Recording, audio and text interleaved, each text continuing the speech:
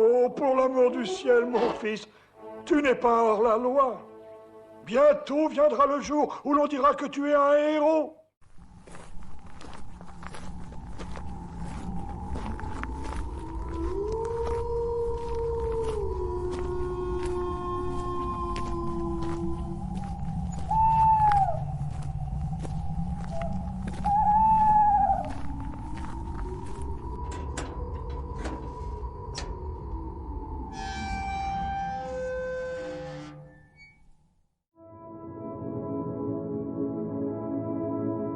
Dans la vie, il y a des séries qui font partie intégrante de notre culture populaire, et puis il y a Le Rebelle. Avec son cocktail explosif de pseudo-action, de clichés en cascade, de corps sculptés et de son héros charismatique aux pectoraux saillants, cette série emblématique des années 90 nous plonge dans un univers kitsch où l'extravagance règne en maître. Alors, prépare-toi à plonger dans cet océan de mauvais goût, car nous allons disséquer ensemble les perles et les absurdités du premier épisode.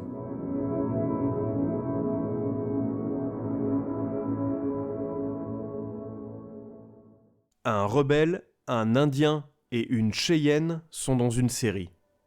Cela aurait pu être le début d'une blague. Une blague, certes, de mauvais goût, mais une blague quand même. Alors si c'est une blague, elle est de mauvais goût, hein. Merci Bernard, c'est une blague de crétin ça. Pourtant, ces trois personnages existent bel et bien, et qui plus est, ils cohabitent dans la même fiction. Si tu es né dans les années 2000, tu as probablement échappé à cette pépite télévisuelle. En revanche, si tu as grandi dans les années 80 ou 90, il y a de fortes chances que tu sois tombé sur Le Rebelle, un dimanche après-midi, pendant que tes parents piquaient un somme sur le canapé après le JT de 13h. Avec Walker Texas Ranger, Hooker ou encore Rick Hunter, c'était le bon vieux temps des séries policières. De quoi passer un bon dimanche pour cultiver sa bofferie plutôt que d'aller se faire chier dans un musée. Rien de tel. Je critique, mais je l'avoue, j'ai été captivé par la série. Heureusement, pas par toutes les saisons. Un grand merci d'ailleurs à mes parents pour les sorties qu'ils me proposaient, qui, bien qu'elles me paraissaient chiantes sur le moment, m'ont sans doute évité une certaine lobotomie en bonne et due forme. Quoi qu'il en soit, j'ai vu quelques épisodes et je suis resté scotché pour des raisons plutôt superficielles. La moto, la castagne, les filles sexy et bien sûr, le charisme irrésistible de Lorenzo Lamas. Il est beau comme un lion, celui-là. Un derrière comme le sien, je pourrais le regarder toute la journée.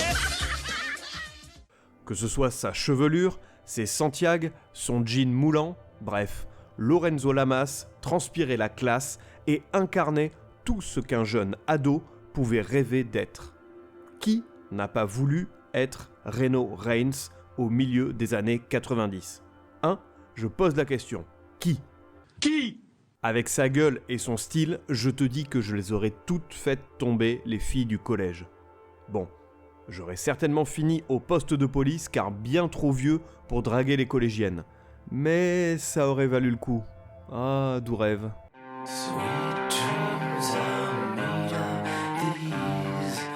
Assez blablaté, je sens que tu t'impatientes. Passons au vif du sujet. À savoir, le premier épisode de la série, intitulé « Le piège » ou « Renegade » en VO. Oui, c'est bien connu, un Français est à moitié con. C'est des gros cons. Traduire littéralement par « renégat » aurait sans doute fait fuir la moitié des téléspectateurs. Dans ce cas, je ne sais pas, traduisez par un synonyme comme « apostat ». Ah oui, non, c'est trop compliqué là aussi. Alors pourquoi pas traître ? Ça sonne bien et c'est bien plus fidèle que le piège. Je pense peut-être qu'il faudra que je revienne sur ces histoires de traduction des titres d'épisodes de séries. N'hésite pas à venir me dire si ce type de contenu pourrait t'intéresser. Sur ce, installe-toi bien confortablement dans ton canapé, ta chaise de bureau ou même tes chiottes, car c'est parti. Notre épisode commence avec une petite rythmique entraînante qui donne envie d'aller à la plage. Et ben ça tombe bien, panorama sur le littoral. Le soleil, les palmiers, l'océan, un bikini, un surfeur. Un bikini, une mouette, un bikini remarquablement bien porté, cela dit, des ralentis, encore un bikini, et c'est alors qu'on reconnaît notre héros, Lorenzo Lamas, alias Reno Reigns, en mode surfeur suave sur la vague. Ah le con! On le retrouve ensuite, il est en train d'emballer goulûment la jolie brune au bikini vert. Entre eux, c'est torride. On sent que le type n'a pas de problème de charisme. Bon, par contre, ça commence à devenir un peu trop gênant entre deux, là. La scène dans l'eau, on a compris, les hormones parlent. Prenez une chambre d'hôtel pour finir votre affaire, bande de petits coquins. Whoa, hey, what's going on here? Get a room, you two! On retourne à présent avec Reno dans les vagues, sur sa planche. Je ne comprends plus rien au montage de cette scène. Ça manque clairement de cohérence. Bon, bref, notre étalon chute dans les vagues. Ah, ça me ravit.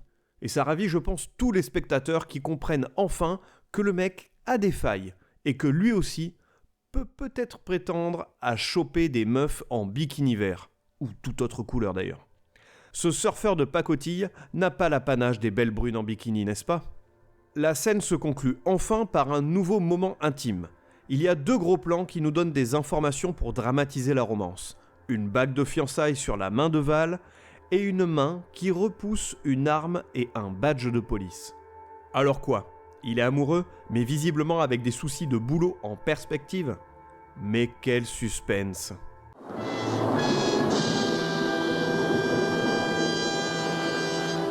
On quitte le sable fin pour atterrir au commissariat, où l'on retrouve notre bel étalon, l'inspecteur Reno Reigns.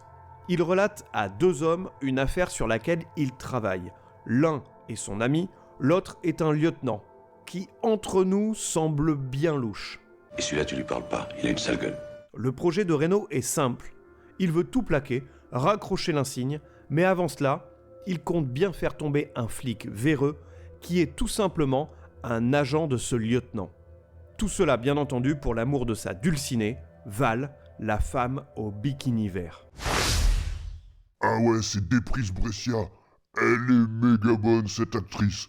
Dès que je l'ai vue dans son maillot de bain vert, avec ses grosses meules, j'ai su que cette série serait de la balle. Ah oui, on en est là.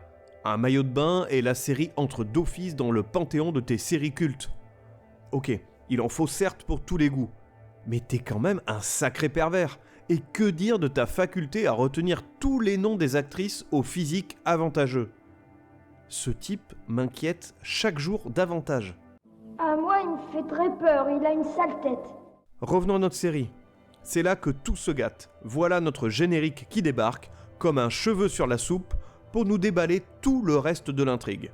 Il était flic et il faisait du bon travail. Mais il avait commis le crime le plus grave en témoignant contre d'autres flics qui avaient mal tourné. Ces flics avaient tenté de l'éliminer, mais c'est la femme qu'il aimait qui avait été touchée. Accusé à tort de meurtre, il rôdait maintenant du côté du Dakota. Un hors-la-loi poursuivant les hors-la-loi, un chasseur. Dans un festival de slow-motion assez kitsch, le générique se la joue flash info et spoil allègrement le destin tragique de Reno. Il sera donc faussement accusé, traqué par la police, obligé de devenir le rebelle. Merci générique de nous expliquer l'épisode avant qu'on le voie. Bien joué les gars, bravo! Mais au moins, on sait désormais qu'on n'échappera pas à Lorenzo Lamas en mode fugitif, cheveux au vent, sur sa bécane. Scène suivante, passage en prison où le lieutenant louche vient briefer un détenu tatoué jusqu'au coude et interprété par Donald Gibb. Les fans de films de baston des années 80-90 le connaissent forcément. Il a notamment joué dans Bloodsport, Tous les coups sont permis, avec notre Jean-Claude Van Damme international, puis il a joué également dans des films comme Savate ou American Tigers. Pour résumer la scène, le flic lui fait son speech en mode « Venge-toi, car Reno c'est un salaud qui t'a arrêté, estropié et qui a buté ton frère. » Il a même mangé les petits beurres de Tata Yvonne. Mais quel enculé ce Reno tout de même. Ça vaudrait bien le coup d'aller lui péter la gueule, lui casser les jambes, lui démonter le bassin et pourquoi pas, lui ôter la vie. Le gars, nommé Hogg, est maintenant prêt à tout casser pour se venger. C'est l'heure de la vengeance! De la vengeance! Hop, on enchaîne au motel dans lequel Reno séjourne avec Val. Les scénaristes nous sortent le grand jeu et nous en mettent plein les mirettes. un petit short, une chemise ouverte avec un torse velu saillant, un petit haut ultra moulant, des bisous d'amour, des rires, des guili-guili. Non, tu me chatouilles. Ouais, cette scène est complètement ridicule. Mais que se passe-t-il? Oh non, quelle horreur! Je te rappelle, c'est affreux. Le taulard déboule et dans un ralenti dramatique magistral, tire sur Val. Reno a le temps tout de même de lui tirer dessus. Le ralenti de la scène doit certainement aider. Puis, le taulard s'échappe, puis c'est au tour de Reno qui sort de sa chambre en portant Val. Enfin, quelques minutes plus tard, retournement de situation chez les méchants flics qui eux aussi débarquent dans l'hôtel. Le lieutenant déboule dans la chambre et la joue à l'envers en abattant son soi-disant pote flic de 10 ans, le flic véreux dont on parlait au début de l'épisode. Il n'y a aucune loyauté chez les flics, en tout cas chez celui-ci. Il faut essayer de le comprendre, il traverse un moment difficile. C'est un salaud! La scène suivante nous propulse à l'hôpital. Reno relate la soirée à son ami policier, celui dont on parlait également au début. Ce dernier, sans perdre une seconde, lui explique qu'il a été piégé et dégaine la solution miracle. Fuyez, pauvre fou! On assiste alors à une tentative de jeu dramatique façon Lorenzo Lamas, qui pourrait bien passer pour un état de somnolence. Tu le comprendras vite en voyant l'épisode, le talent de Lorenzo Lamas ne réside pas dans la tragédie. Il est même très mauvais dans cet exercice. Mais putain mec, va plutôt botter des culs et galocher de la greluche en bikini, ça te va vraiment mieux. La scène suivante est alors improbable. Reno est dans sa chambre d'hôtel, une nouvelle, en train de regarder les informations locales qui semblent l'incriminer pour le meurtre de ce policier, meurtre qu'il n'a donc pas commis. Jusque-là, tout va bien. Excepté que le mec est, bien entendu, torse-poil et en jean ultra moulant. Quel bel homme! Pour faire saliver la ménagère devant son téléviseur. Et là, coup de génie. La scène nous enfonce le clou du héros sexy en détresse, avec sa moto plantée dans sa chambre, comme s'il n'avait pas pu s'endormir sans elle. Le type est tellement amoureux de sa bécane qu'il l'a fait rentrer dans sa chambre pour dormir à côté d'elle. Alors oui, je sais, c'est pour se planquer, mais heureusement qu'il n'est pas pilote de sous-marin. Imagine un peu la scène. I think he might be too big. No, he's not. If he can go down a chimney, he can get down here. On poursuit l'épisode avec le lieutenant Ripou qui nous conduit chez les deux autres personnages principaux de la série, à savoir Cheyenne et Bobby Sixkiller, nos deux chasseurs de primes. Évidemment, la série poursuit dans sa lignée d'exhibitionnistes en nous offrant la belle Cheyenne en petite tenue sexy et un lieutenant qui ne cache pas ses pulsions de vieux pervers. Il ne cache d'ailleurs pas non plus son racisme envers les Indiens devant Bobby. Le mec a décidément tout pour plaire, vicelard, xénophobe, perfide, le gendre idéal. Le lieutenant, qui coche donc décidément toutes les cases du salaud parfait, propose un contrat à Bobby pour traquer Reno. Bobby ne se laisse pas intimider et accepte le contrat, mais seulement à ses conditions. Début de la chasse à l'homme. Pendant que Reno se lance dans sa traque pour retrouver le type qui a tiré sur Val, Bobby et Cheyenne partent sur ses traces. Ce premier retrouve rapidement sa proie dans une sorte de repère paumé au milieu de nulle part, où tous les brigands du coin se sont retrouvés. Et là, la série décide de nous servir un beau cocktail de stéréotypes. Bikers, cuir, rock criard, mini-short et surtout, alcool. Quoi? C'est pas cool? Oui, j'ai dit que c'était pas cool. L'alcool, c'est pas cool! Non, c'est pas cool. Alors pourquoi il y a le mot cool dans l'alcool? Notre brave Reno Lebiscotto, croyant que l'infiltration c'est pour les pros, préfère attendre que tout ce petit monde s'écroule dans le sommeil et l'ivresse pour agir. Mais ce génie de la traque s'endort lui aussi. Quel boulet!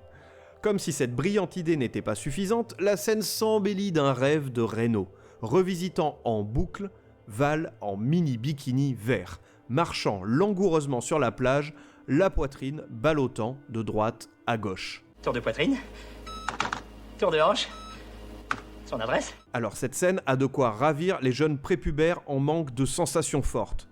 Mais sérieux, Reno, est-ce que tous tes souvenirs se cantonnent aux prémices de l'épisode? Tu la connaissais seulement depuis 30 minutes ou il n'y a que sa poitrine qui t'intéresse? J'aime vos seins, enfin, surtout le gauche. Vous savez ce que je vais faire, moi? Je vais prévenir vos parents. Revenons à la scène, alors que 4h du matin sonne. Il est exactement 4h du matin! Reno armé d'une confiance renouvelée et d'une discrétion plus que discutable, se fraye un chemin parmi les piliers de bar endormis. Il attrape le tôlard et c'est parti pour une virée nocturne en pick-up. Le matin suivant, Bobby retrouve Reno et son prisonnier Hogg. Il les embarque dans son camping-car de tracker.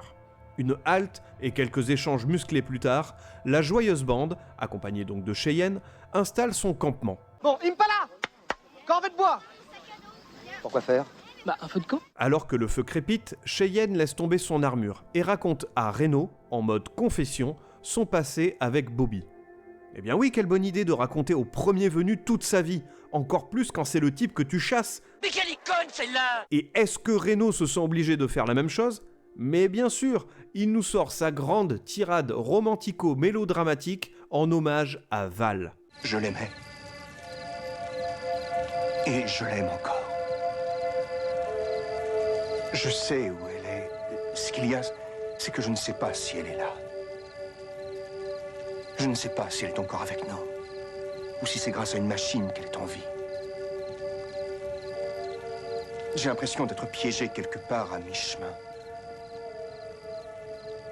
C'est à la fois terminé et pas encore terminé. Nous deux, ça n'existe plus. Mais elle est encore en vie. Son cœur continue à battre. Ok, merci Reno, tu viens tout simplement de nous expliquer ce qu'est le coma. Merci. Ce mec est un génie! Au petit matin, nos amis reprennent la route, mais attention, le frère du méchant est sur leurs traces. Pendant ce temps, Reno sent l'appel de la liberté monter. Et comme un collégien en sortie scolaire, il utilise l'excuse classique du besoin pressant. Oh là là, mais qu'est-ce que j'ai envie d'aller aux toilettes? J'aurais pas dû me taper toute cette bière, tout ce café. Et ça fonctionne. Bobby, soi-disant chasseur de primes aguerri, tombe direct dans le panneau. On a un winner, le chasseur de primes de l'année. Voilà donc notre Reno qui se retrouve à faire une démonstration spectaculaire ou non de levée de jambes acrobatique pour fuir, laissant Bobby et Cheyenne face à une horde de motards furieux. La scène de la course-poursuite débute, et là, on se dit « Enfin ça va bouger ». Sauf que, surprise, la première intervention des méchants, c'est de balancer un jet de crème chantilly sur le pare-brise du camping-car. Bah ouais, c'est bien connu que tous les bikers se trimballent avec des siphons de chantilly sur eux. Bref, en 30 secondes, c'est plié. Dans le même temps, notre héros réussit on ne sait pas comment à se débarrasser de ses menottes et à subtiliser la moto d'un des méchants afin de poursuivre les autres. Alors qu'on espérait un rebond de l'action, Bobby se fait soudain malmener par les motards et la scène prend des allures de bagarre de cour de récréation. Au lieu d'une réelle confrontation, on a droit à des coups assez mous, à des ralentis embarrassants et à un Bobby qui semble aussi crédible en victime que dans le rôle de chasseur de primes. Une scène digne de la fameuse baston de Hélène et les garçons. Je ne sais pas si tu connais cette scène, mais je t'ai mis l'épisode complet sur le site de la crypte, dans l'actu sur le rebelle. Va jeter un œil, ça vaut vraiment le détour. Revenons donc à notre série. C'est tellement peu convaincant que lorsque Reno arrive à la rescousse, l'excitation est déjà retombée. Mais ce n'est pas fini. Les motards en profitent pour délivrer Hogg et, en prime, kidnapper Cheyenne, qui se retrouve à moitié en soutien-gorge, sans aucune raison valable. Ah, si, j'en ai peut-être une, mais je vais laisser Herbert vous expliquer. Bobby et Reno, désormais un duo improbable, décident de remonter la piste de Cheyenne. Après une série d'événements imprévisibles, à base d'huile et d'hémorroïdes, ne me demande pas d'où ça sort. Cette histoire, bien entendu, pas les hémorroïdes. Eux, on sait d'où ils sortent. Je m'égare. Donc, à base d'huile et d'hémorroïdes, qui aurait pu servir de scénario à une comédie absurde. Ils se retrouvent face au camp des méchants. Ne me demande pas là aussi comment, mais ils remontent leur piste assez facilement. Ils attendent le petit matin pour intervenir. Comme par enchantement, Bobby, qui s'était fait tirer dessus la veille, pète la forme. Ensemble, ils pénètrent dans le camp des méchants où tout le monde dort comme s'il venait de terminer une orgie. Reno, tel un ninja à moto, délivre Cheyenne au milieu des ronflements et des relents d'alcool. Ils sont alors poursuivis par toute l'armada.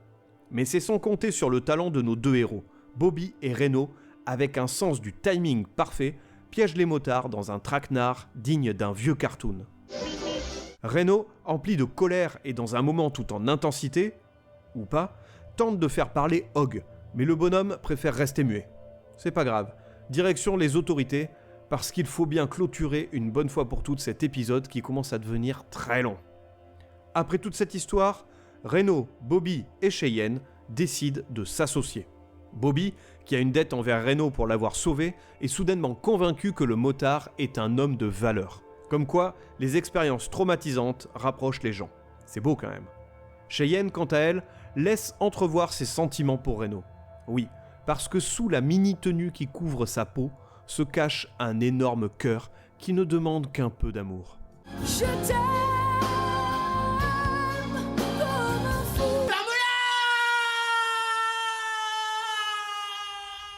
L'épisode se conclut avec un montage tout pourri. D'abord, on découvre Reno larmoyant devant une fenêtre sous une pluie battante. C'est le cliché parfait du héros tourmenté, comme si on était plongé dans un mauvais film d'arrêt d'essai des années 80. Ensuite, on passe à Reno sur sa moto, cheveux au vent, tentant de paraître badass. Le lien entre ces deux scènes, s'il vous plaît ? Alors, si les scénaristes espéraient montrer qu'il a un cœur tendre sous cette carapace, ce n'était pas très subtil. Vous aviez qu'à rajouter aussi une touche de Reno en cuisine, et cet enchaînement aurait été parfait pour faire de lui un véritable homme à tout faire. Et tandis qu'on savoure ce moment poignant, on apprend que le méchant, dont le degré de méchanceté a été souligné tout au long de l'épisode, ordonne l'exécution d'Hogg en prison. Voilà un méchant qui ne fait pas dans la dentelle et qui laisse présager le pire pour la suite de l'aventure de Reno et ses acolytes. Ou pas. Et c'est le générique de fin.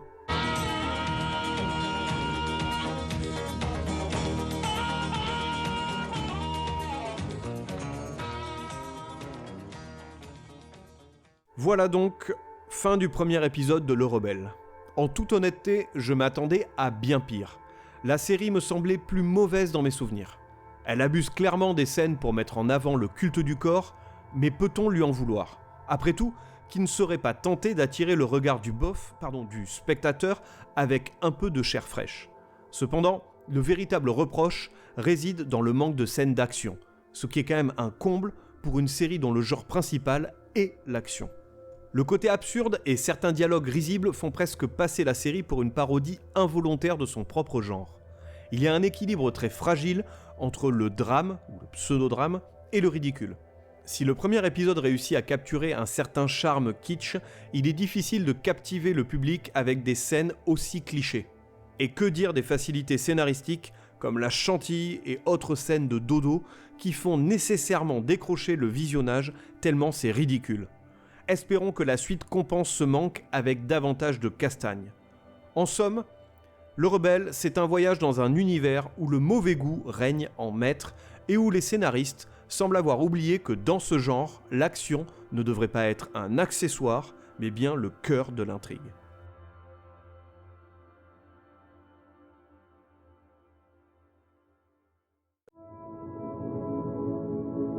Cet épisode spécial Le Rebelle s'achève ici. J'espère que ce format te plaît toujours. Quoi qu'il en soit, je compte bien t'en proposer d'autres. Donc n'hésite pas à venir me partager des séries que tu voudrais que je traite de cette façon. Je t'invite dans ce cas à me contacter sur les réseaux sociaux habituels, TikTok, Instagram, Thread, X ou encore Facebook. Tu peux aussi retrouver tous les épisodes du Son de la Crypte sur toutes les bonnes plateformes de podcast et sur la chaîne YouTube Le Son de la Crypte. Je te donne rendez-vous très prochainement pour un nouvel épisode.